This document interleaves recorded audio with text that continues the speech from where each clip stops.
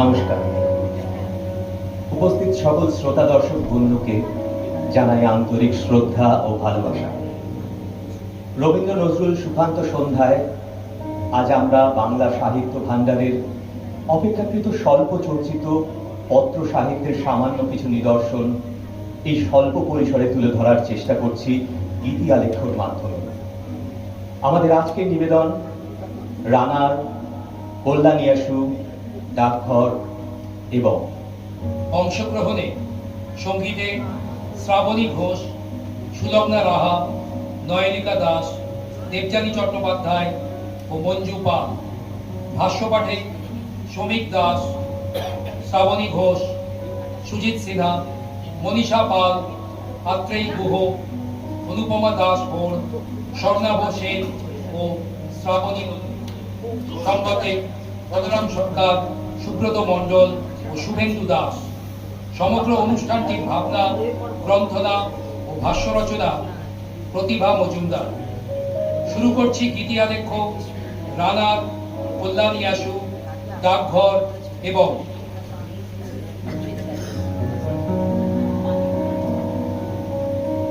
বাংলা সাহিত্য ভাণ্ডারে পত্র সাহিত্যের স্থান অনস্বীকার্য।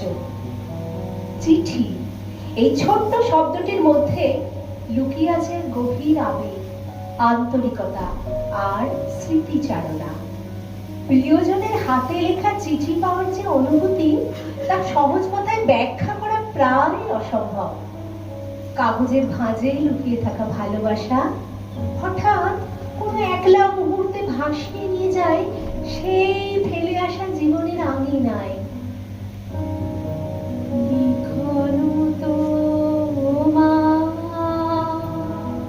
ধুলায় বলছে ধুলি, হারিয়ে গিয়েছে তোমার এখনো বলি, লিখনো তোমার। ধুলায় বলছে ধুলি।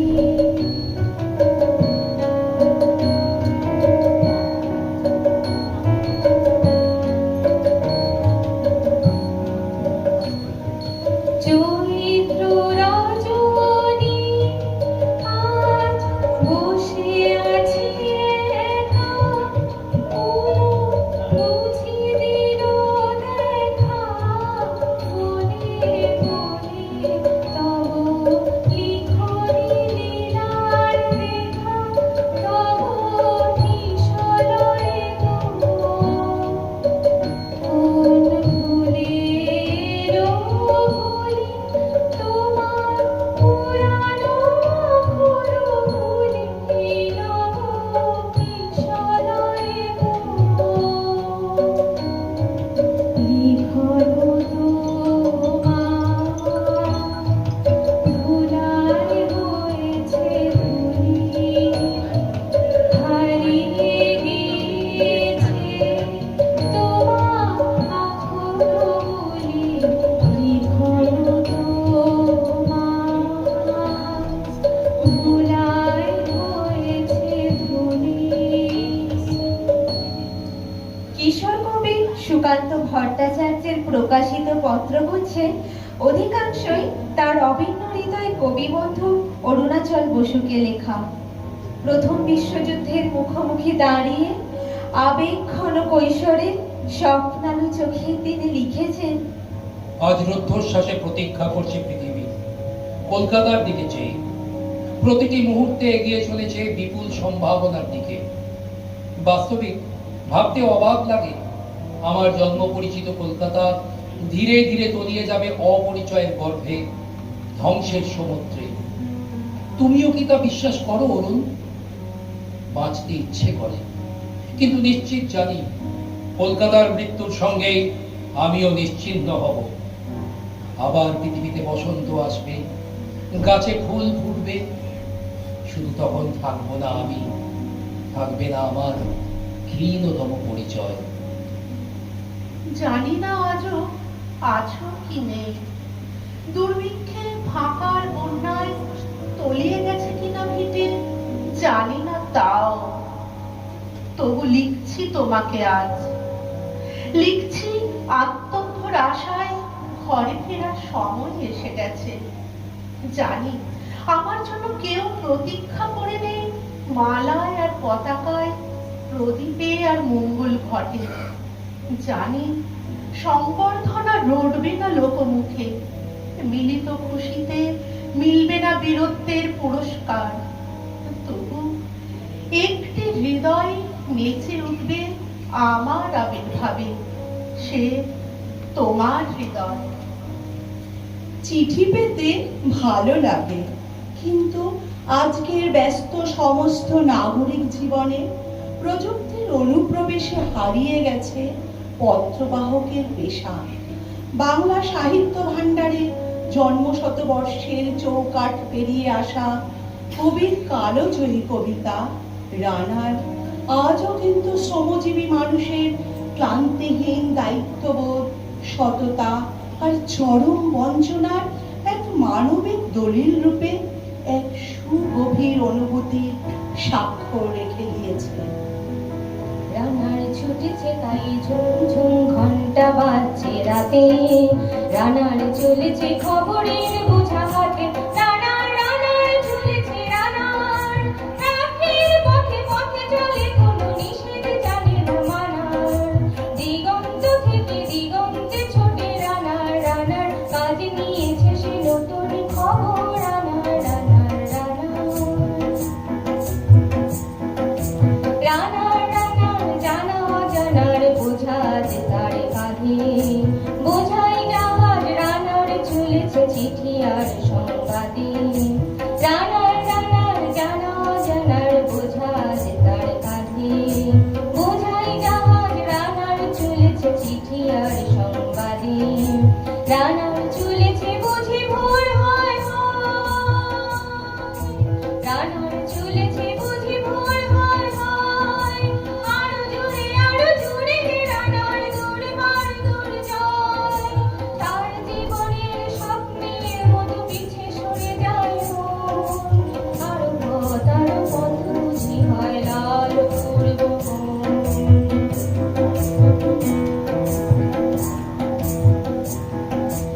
অবাক রাতের তারারা আকাশে মিটি মিটি করে যায়, কেমন করে রানার সবেগে হরিণের মতো যায়, অবাক রাতের তারারা আকাশে মিটি মিটি করে যায়, কেমন করে রানার সবেগে হরিণের মতো যায়, কত গ্রাম কত পথ যায় সরে সরে, শহরে রানার যাবে পৌঁছে ভরে, হাতে লণ্ঠন করে ঠন ঠন জোনাকিরা দেয় আলো, মাগোই রানার এখনো রাতের কালো, হাতে লণ্ঠন করে ঠন ঠন জোনাকিরা দেয় আলো, মাগোই রানার এখনো রাতের কালো।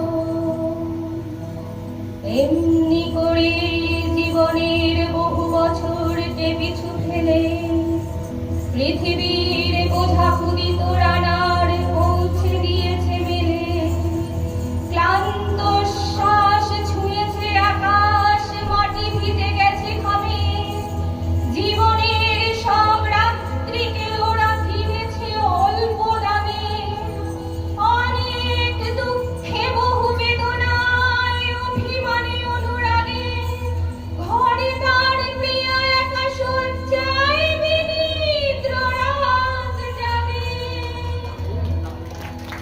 কাজী নজরুল ইসলামের পত্রাবলী তার কাব্য ও গদ্যের মতোই আবেগঘন, সত্যান্বেষী এবং সাহিত্যিক মূল্যবোধ সম্পন্ন। তার ব্যক্তিগত চিঠিপত্র বাংলা সাহিত্যের এক অনন্য সম্পদ। নজরুল সাহিত্যের অন্যতম চর্চিত উপাখ্যান তার প্রথম স্ত্রী নার্গিস আসার খানমকে লেখা চিঠি। কল্যাণী আসু, তোমার পত্র পেয়েছি সেদিন নববর্ষার নবগণ সিক্ত প্রভাতে, মেঘমেদুরু গগনে সেদিন অশান্ত ধারায় বাড়ি ঝরছিল। 15 বছর আগে এমনই এক আষাঢ়ে এমনই এক বাড়ি ধারার প্লাবন নেমেছিল, তা তুমিও হয়তো স্মরণ করতে পারো। আষাঢ়ের নবমেঘপুঞ্জকে আমার নমস্কার। এই মেঘদূত বিরোহী যক্ষের বাণী বহন করে নিয়ে গিয়েছিল কালিদাসের যুগে রেবা নদীর তীরে মালবিকার দেশে তার প্রিয়ার কাছে। এই মেঘপুঞ্জের আশীর্বাণী আমার জীবনে এনে দেয় চরম বেদনার সঞ্চয়। এই আশার আমার কল্পনার স্বর্গলোক থেকে টেনে ভাসিয়ে দিয়েছে বেদনার অনন্ত স্রোতে। রাতে যদি স্মরণে আসে মোরে পাখিরে ঝড়ো বনে নয়নে বাড়ি ঝরে শ্রাবণ রাতে যদি ভুলিও স্মৃতি মম নিষিদ্ধ স্বপ্ন সম ভুলিও স্মৃতি মম নিষিদ্ধ স্বপ্ন সম আঁচলের গাথা মালা ফেলিও পথ পরে পাখিরে ঝড়ো বনে নয়নে বাড়ি ঝরে শ্রাবণ রাতে যদি স্মরণে আসে মোরে পাখিরে ঝড়ো বনে নয়নে বাড়ি ঝরে শ্রাবণ রাতে যদি। নজরুলের অভিমানী অন্তরাত্মা, তার প্রেমিক সত্তা এবং দার্শনিক দৃষ্টিভঙ্গির নব মূল্যায়ন তার পত্রে প্রতিটি ছত্রে বিশেষভাবে দৃশ্যমান। অজানিতা, দূরের প্রিয়ার প্রতি এক ব্যথা ভরা অভিমানে তার কলম শুধুই যেন এক অনির্বচনীয় ছবি এঁকে চলে। আজ চলেছি জীবনের অস্তমান দিনের শেষ রশ্মি ধরে ভাটার স্রোতে। তোমার ক্ষমতা নেই সে পথ থেকে ফেরানো, আর তার চেষ্টা করো না। তোমাকে লেখা এই আমার প্রথম ও শেষ চিঠি হোক। যেখানেই থাকি বিশ্বাস করো, আমার অক্ষয় আশীর্বাদী কবচ তোমায় ঘিরে থাকবে। তুমি সুখী হও, শান্তি পাও, এই প্রার্থনা। আমায় যত মন্দ বলে বিশ্বাস করো, আমি তত মন্দ নই। এই আমার শেষ কৈফিয়ত।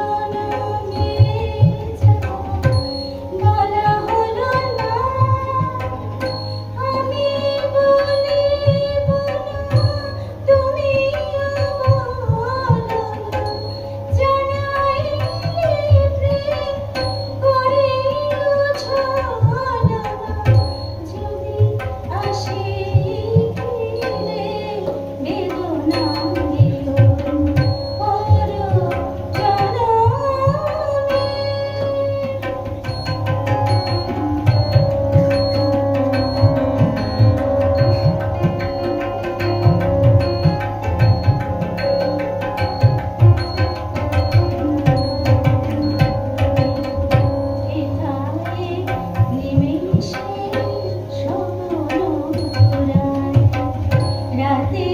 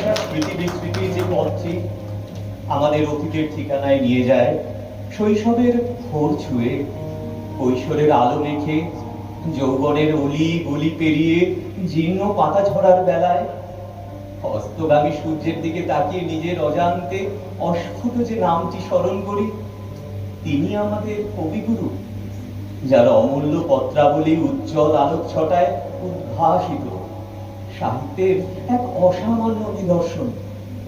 চিঠির প্রত্যাশায় ব্যাকুল কবি স্ত্রী মৃণালিনী দেবীকে লিখেছেন, ভাই ছুটি, বড় হোক ছোট হোক মন্দ হোক, একটা করে চিঠি আমাকে রোজ লেখো না কেন? ডাকের সময় চিঠি না পেলে ভারী খালি থাকে। মৃণালিনী দেবীও অমূল্য সম্পদের মতো সযত্নে সংগোপনে রেখেছিলেন কবির লেখা চিঠিগুলি। স্ত্রীর মৃত্যুর পর রবীন্দ্রনাথ সেই চিঠিগুলি আবিষ্কার করেন। স্মরণ কাব্যগ্রন্থের 14 নম্বর কবিতায় যেন তারই উল্লেখ দেখা যায়। দেখিলাম খানকয়ে পুরাতন চিঠি, স্নেহমুগ্ধ জীবনের চিহ্ন দু চারিটি, স্মৃতির খেলনা পটে বহু যত্ন ভরে, গোপনে সঞ্চয় করি রেখেছিলে ঘরে।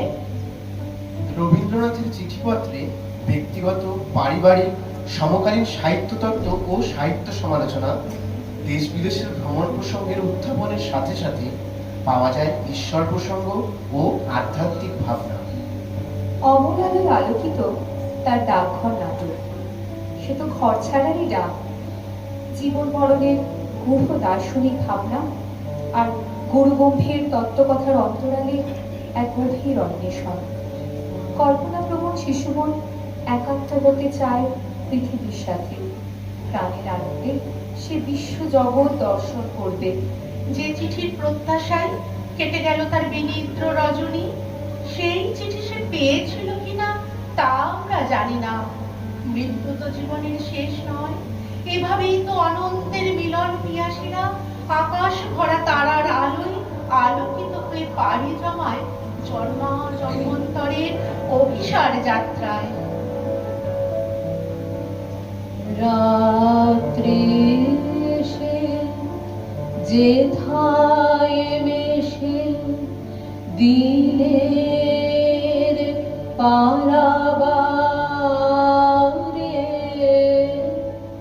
তোমায় আমায় দেখা হলো সেই মোহনার ধারে।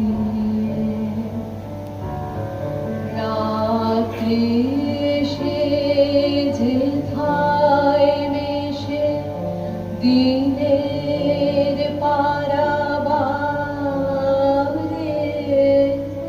তোমায় আমায় দেখা সেই মোহনার ধারে। রাত্রি এসে যেথায় মেশে।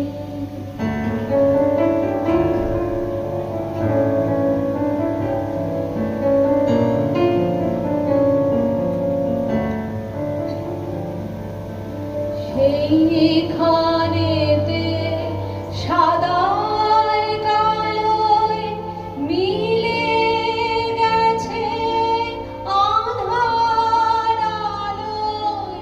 সেইখানেতে সাদায় কালোয় মিলে গেছে আঁধার আলোয়। সেইখানেতে ঢেউ ছুটেছে পারে ওই পারে। রাত্রি এসে যেথায় মেশে।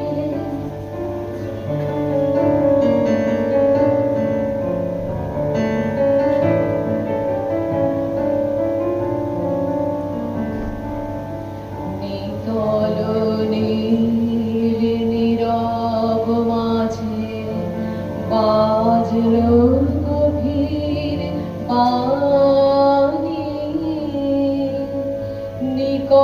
নিকষেতে উঠল ফুটে সোনার রেখা খানি নিতলনী নীরব মাঝে বাজলো গভীর বাণী নিকষেতে উঠল ফুটে সোনার রেখা খানি মুখের পানে তাকাতে যাই দেখি দেখি দেখতে না পাই মুখের পানে তাকাতে যাই দেখি দেখি দেখতে না পাই স্বপন সাথে জড়িয়ে জাগা কাঁদি আকুল ধারে রাত্রি এসে চিন্তায় মিশে দিনের পারাবারে